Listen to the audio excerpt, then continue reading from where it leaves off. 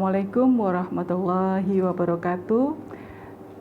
Kita ketemu lagi dalam pembelajaran biologi. Kali ini materi yang akan disampaikan adalah tentang plante atau tumbuhan. Ini adalah tumbuhan lumut. Oke, kemudian mungkin di sekitar kita ada berbagai tanaman juga. Untuk tanaman hias misalnya yang seperti ini.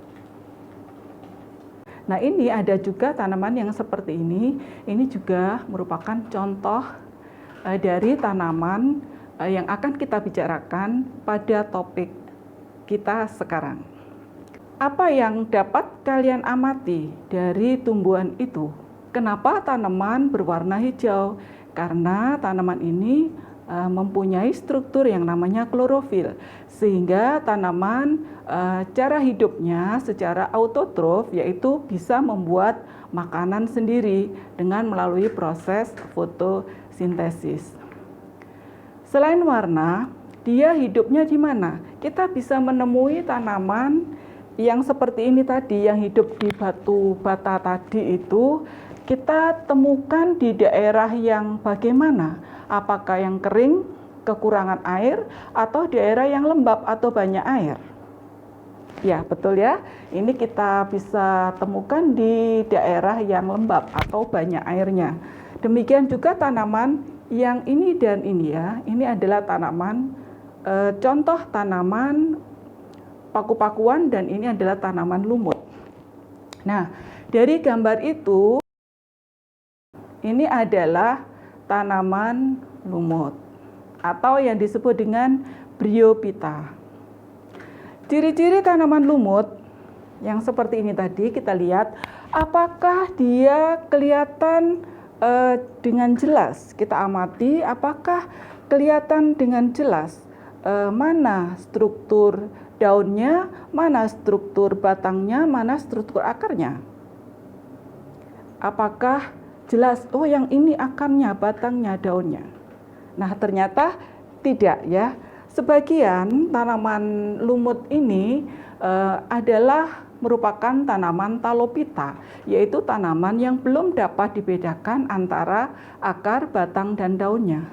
Tetapi pada jenis tertentu ada tanaman lumut yang sudah bisa dibedakan. Tanaman lumut atau Bryophyta ini merupakan peralihan antara Talophyta dan Cormophyta. Ini adalah pakis jantan. Nah, coba kita amati bersama. Ini adalah daunnya.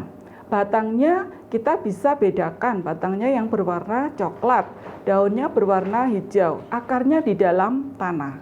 Akarnya pada kedua jenis tanaman ini masih bersifat rhizoid karena masih sederhana. Berbeda dengan tanaman Spermatophyta atau tanaman biji, tumbuhan biji. Baik, kemudian ciri dari tanaman yang kedua ini, kelompok tanaman yang kedua ini, bila daunnya dilihat pada permukaan bawah daun, ini terlihat ada bulat-bulat yang berwarna coklat. Nah, ini apa ini sebetulnya?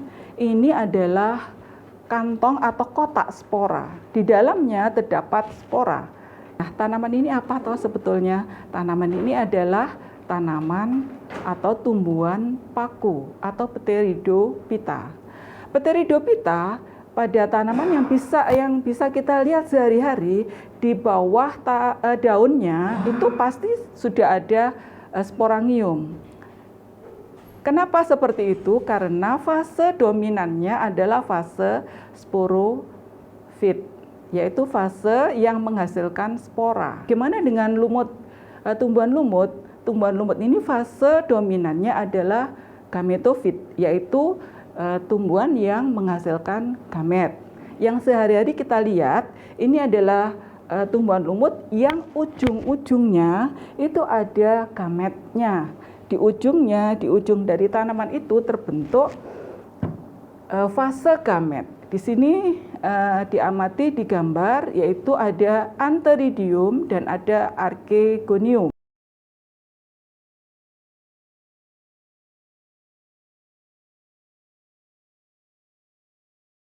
Adik-adik bisa membaca kembali reproduksi baik tumbuhan lumut maupun tumbuhan paku, serta adik-adik bisa latihan soal dari buku latihan penilaian harian biologi jilid 1 ini. Demikian yang bisa saya sampaikan. Terima kasih, selamat belajar, tetap semangat. Assalamualaikum warahmatullahi wabarakatuh.